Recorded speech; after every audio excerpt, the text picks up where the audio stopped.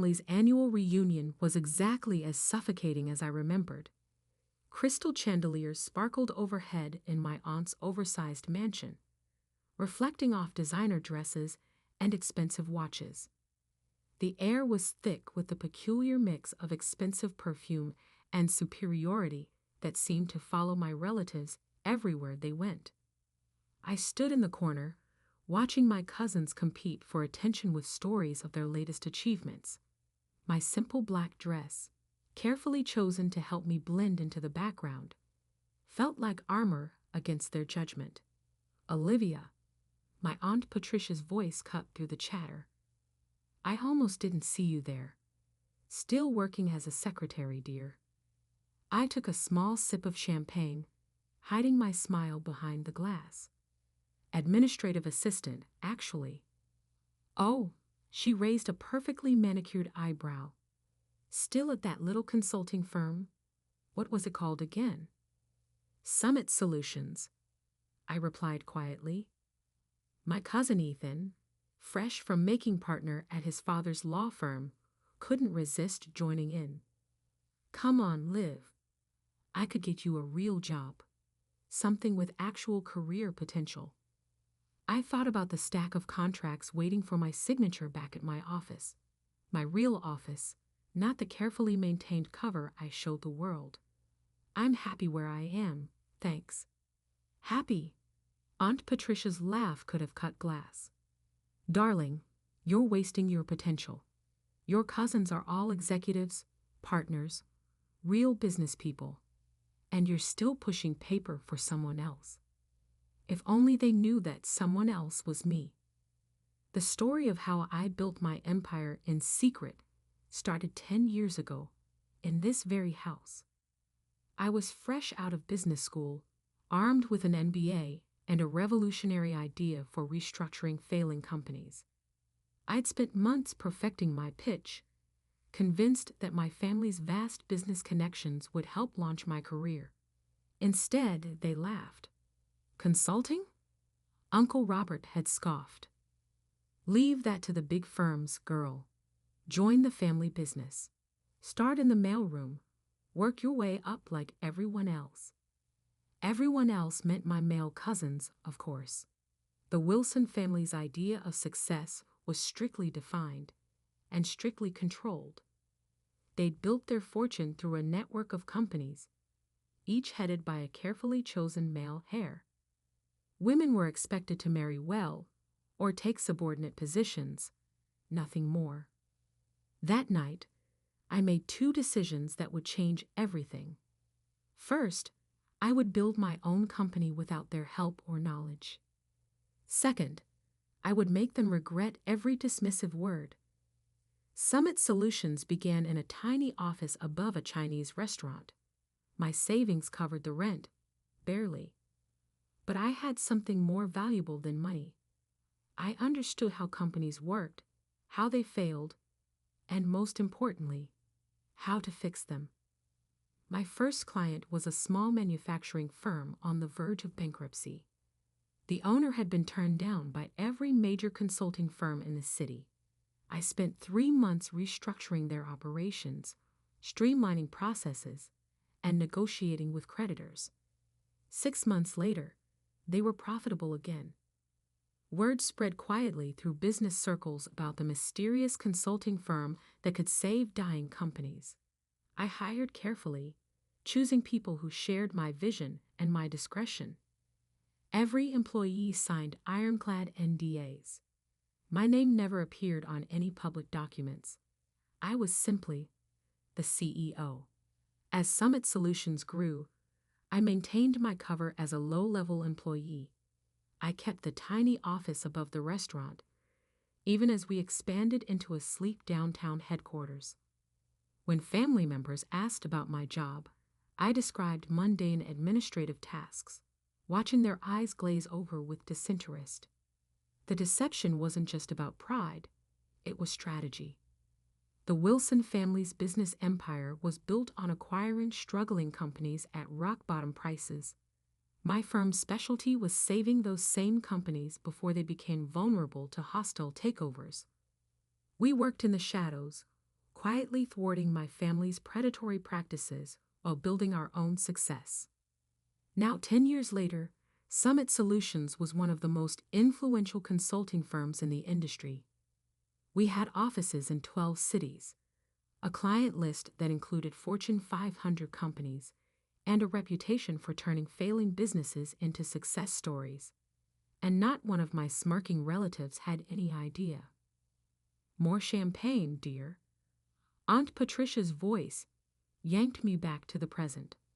Though perhaps you should stick to water. I imagine your salary doesn't leave much room for expensive tastes. I accepted the champagne with a practiced smile. Thank you, Aunt Patricia. How's Uncle Robert's new acquisition going? Williams Manufacturing, wasn't it? Her smile faltered slightly. There have been some complications. Nothing Robert can't handle, of course. What she didn't know was that those complications were my doing. Williams Manufacturing had been a target of my uncle's hostile takeover attempt. They'd reached out to Summit Solutions 3 months ago, desperate for help. Now they were implementing our restructuring plan, their stock price was rising, and Uncle Robert's attempt to seize control was falling apart.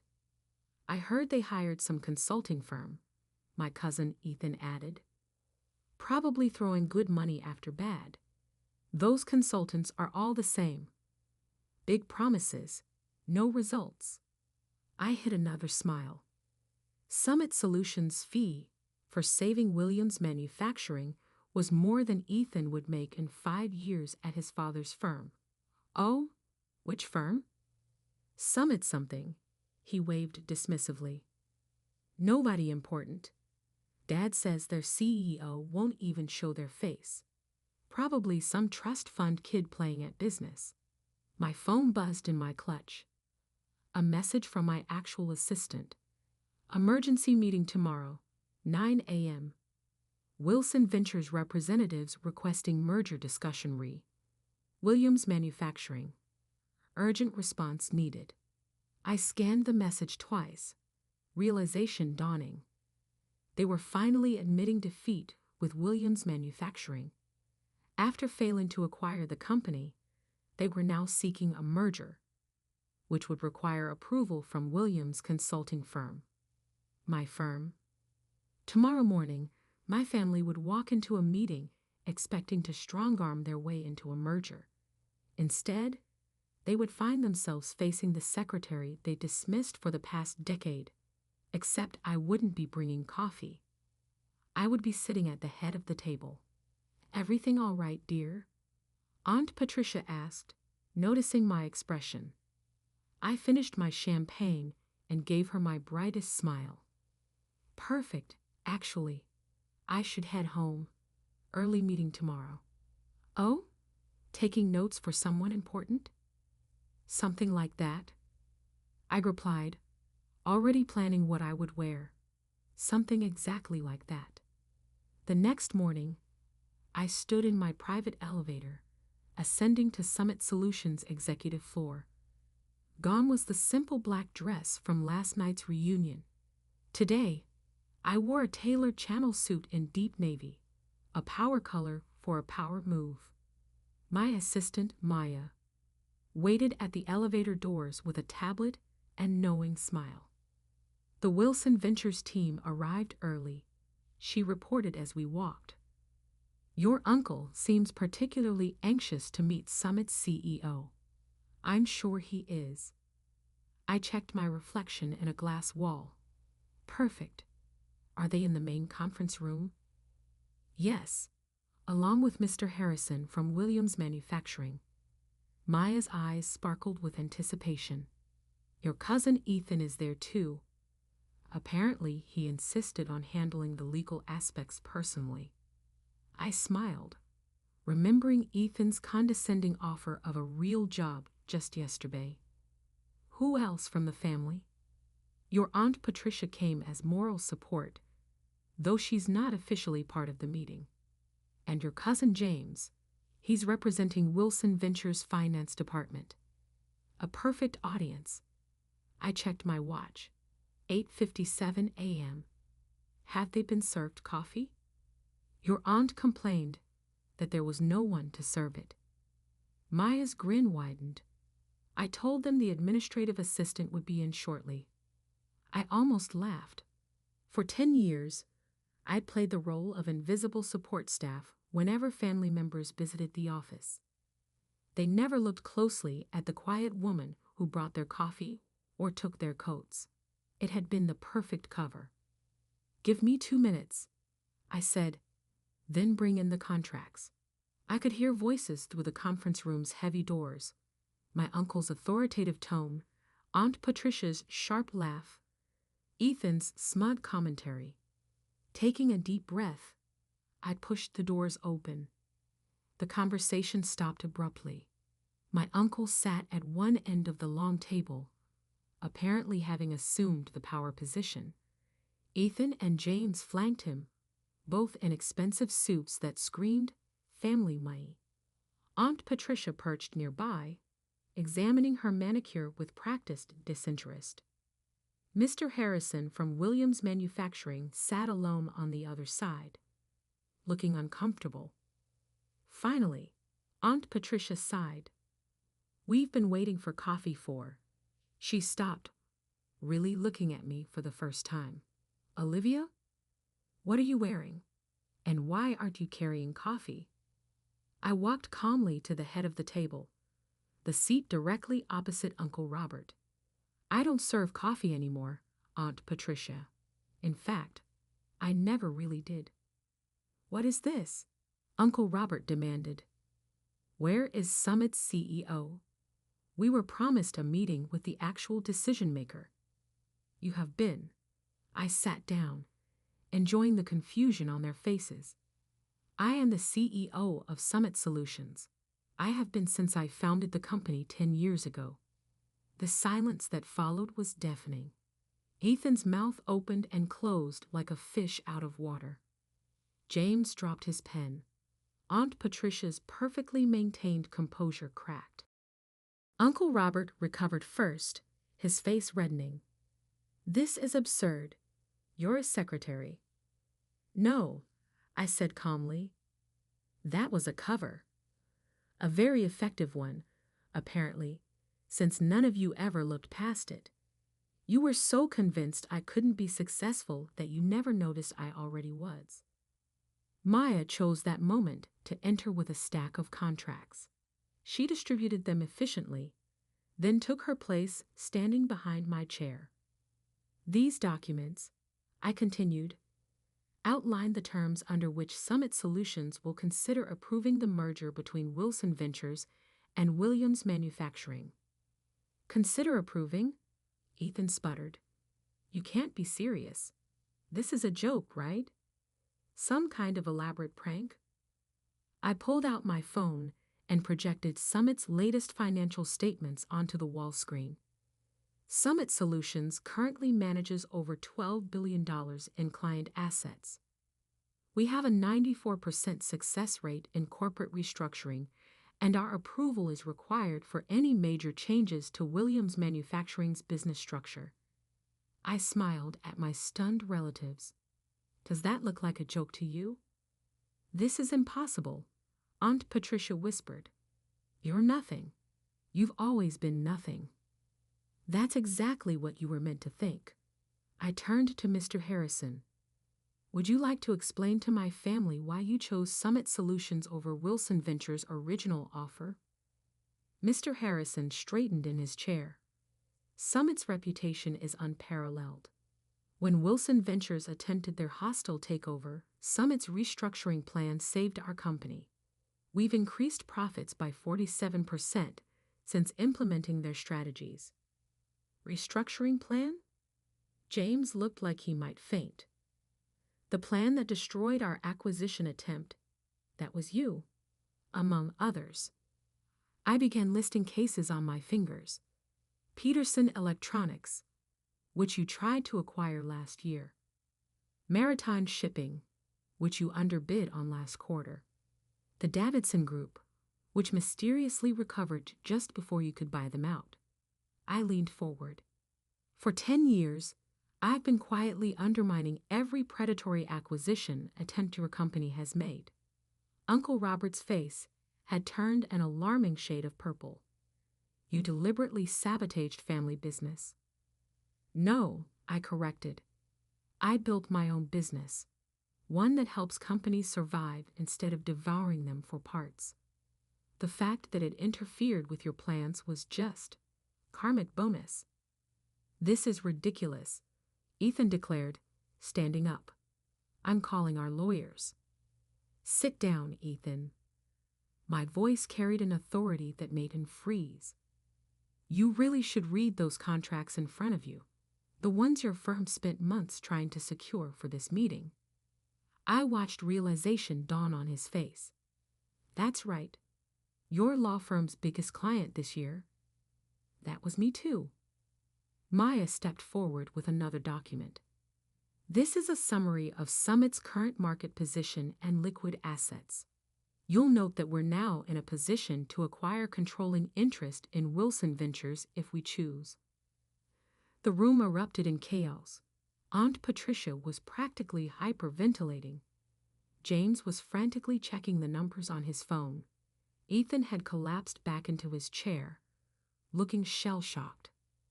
This is blackmail, Uncle Robert growled. No, I said quietly. This is business. The kind you taught me, I'd never be capable of handling. I stood up, smoothing my jacket. You have until 5 p.m. today to review the merger terms. They're very generous, considering our position. If you decline, Summit Solutions will begin purchasing Wilson Ventures stock on the open market tomorrow morning. I headed for the door, then paused. Oh, and Aunt Patricia, that champagne you so graciously offered me last night. I own the vineyard that produces it. Bought it last year. The coffee you were so desperate for this morning. That chain too. I smiled sweetly. Turns out my salary does leave room for expensive tastes after all. The door closed behind me on their stunned faces. In my private office, I finally allowed myself a moment to process what had just happened. 10 years of careful deception, of playing the invisible underachiever, had led to this moment. Maya appeared with a real cup of coffee, my favorite blend from my own coffee chain. Was it worth the wait? I thought about all the times I'd served coffee in this very office, watching my family dismiss me, underestimate me, write me off as nothing more than a secretary. Every single second. My phone buzzed. Messages already pouring in from family members who must have heard about the meeting. I silenced it without looking. They'd have plenty of time to process their new reality. Right now, I had an empire to run. And for the first time in 10 years, I could finally do it without hiding who I really was. The next 48 hours were exactly what you'd expect when a family built on power and appearances suddenly discovers they're not at the top of the food chain anymore. The messages started pouring in almost immediately after the meeting. Aunt Patricia, darling, let's discuss this over lunch. You always were my favorite niece. Ethan, come on, Liv. We were just joking around. Families should stick together. James, you can't do this to us. We're blood. I ignored them all, focusing instead on the rapid-fire emails from Wilson Ventures board members. They weren't stupid. They could see which way the wind was blowing. By noon, they had scheduled an emergency board meeting. By 3, they had voted to accept Summit's merger terms. Uncle Robert, predictably, didn't go quietly. You've betrayed this family. His voice echoed through my office as he barged in unannounced. Maya moved to intervene, but I waved her off. Let him have his moment. Actually, I said, not looking up from my computer, I'd say I learned from this family. Isn't this exactly what you taught us? Seize power, eliminate competition, Never show weakness. We gave you everything. That made me laugh. You gave me nothing, less than nothing. You taught me that I would never be good enough, that my only value was in supporting the men in the family. So I built something better. By deceiving everyone for a decade, I finally looked up at him. By letting you deceive yourselves, you saw exactly what you expected to see. A quiet, unambitious woman who knew her place. That was your mistake, not mine. The fight seemed to drain out of him suddenly. He sank into one of my visitor chairs, looking older than I'd ever seen him. Why reveal yourself now? You could have continued operating in secret. Because it was time. I closed my laptop. Williams Manufacturing isn't the only company you're trying to acquire. There's Thompson Electronics, Maritime Solutions, at least 3 others. Companies with good people, solid products, that just need help restructuring. I'm tired of watching you destroy them. It's business, he protested weakly. No, it's greed, and it stops now. I handed him a folder. These are the final merger terms. Summit Solutions will acquire a controlling interest in Wilson Ventures. We'll restructure the company to focus on building businesses up, not tearing them down. You can stay on as a consultant if you accept the new direction. If not, your golden parachute is outlined on page 3. He opened the folder with trembling hands. You thought of everything. I learned from the best. I smiled without warmth, though not in the way you intended. After he left, Maya brought in a stack of newspapers. Summit's revelation was already making headlines. Secret CEO revealed how one woman built a billion-dollar empire in secret. Wilson family shocked. The hidden success story they never saw coming. My phone buzzed again, this time with a message that actually mattered. My mother, who had divorced Uncle Robert's brother years ago and distanced herself from the Wilson family's toxicity, had sent a single line. I always knew you would show them. The next few weeks were a whirlwind of changes. Wilson Ventures board enthusiastically embraced Summit's new direction. Their stock price jumped 40% on the announcement of the merger. Companies that had feared the Wilson name now sought partnerships. The press couldn't get enough of the story. Aunt Patricia tried to spin it as a heartwarming family success story. We always knew Olivia had potential, she told one reporter. This just proves that the Wilson spirit of entrepreneurship runs in the blood. I responded by releasing archived video of last year's family reunion, where she had spent 20 minutes explaining to everyone why I would never amount to anything. The footage went viral. She stopped giving interviews after that. Ethan attempted damage control in his own way, claiming he had been in on it all along. Unfortunately for him, too many people had witnessed his shocked face in that conference room. His law firm's other clients began questioning his judgment. Within a month, he was quietly asked to take a leave of absence. James adapted the fastest, approaching me with a business proposal just 2 weeks after the revelation. We could dominate the market together, he suggested over an awkward lunch. The Wilson Summit Alliance would be unstoppable. That's not what Summit Solutions is about, I told him.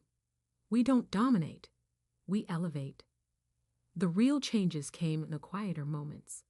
The young intern who tearfully thanked me for showing her that success didn't require compromising her principles. The female executives who started reaching out, sharing their own stories of being underestimated. The business schools that invited me to speak about building ethical success in a cutthroat world. 3 months after the revelation, I stood on a stage accepting the Business Innovation Award. Looking out at the audience, I saw my mother sitting in the front row, beaming with pride. Behind her sat several of my former administrative assistants, all women who had helped maintain my cover while building their own careers within Summit. Success isn't about who has the most power, I told the crowd. It's about how you use the power you have. For 10 years, I played a role that made powerful people underestimate me. I could have revealed myself sooner, but I chose to wait until Summit Solutions was strong enough to create real change. The applause was thunderous, but the real satisfaction came later that evening. I was working late in my office when Maya brought in an interesting piece of news. Uncle Robert had just announced his retirement. His resignation letter included an unexpected paragraph. My niece taught me that true business success isn't measured in acquisitions or assets, but in the positive impact we create. I regret that it took losing control of my company to learn this lesson. I leaned back in my chair, thinking about the long game I had played. 10 years of careful planning, of swallowing pride and playing small, had led to this moment. Summit Solutions wasn't just successful, it was changing how business was done. The next family reunion would certainly be interesting. I planned to host it myself, in Summit's main conference room. The same room where I had served coffee countless times, watching and waiting for the perfect moment to show them who I really was. Maya knocked on my door. "Your 4 p.m. is here, the CEO of Thomson Electronics, the company your uncle was trying to acquire." I smiled. "Show them in. And Maya, bring coffee for everyone. The good stuff from our chain." As I stood to greet my visitors, I caught my reflection in the window. No more hiding, no more playing small. I had built something remarkable, not despite my family's dismissal, but because of it. They had taught me that power doesn't always look like what people expect. Sometimes it looks like a quiet woman in a simple black dress, serving coffee and taking notes, while building an empire right under everyone's nose. The tabloids called it revenge. The business papers called it strategic genius. But for me, it was simply justice, served one corporate takeover at a time, with a side of perfectly brewed coffee. And somewhere, in a small office above a Chinese restaurant, my original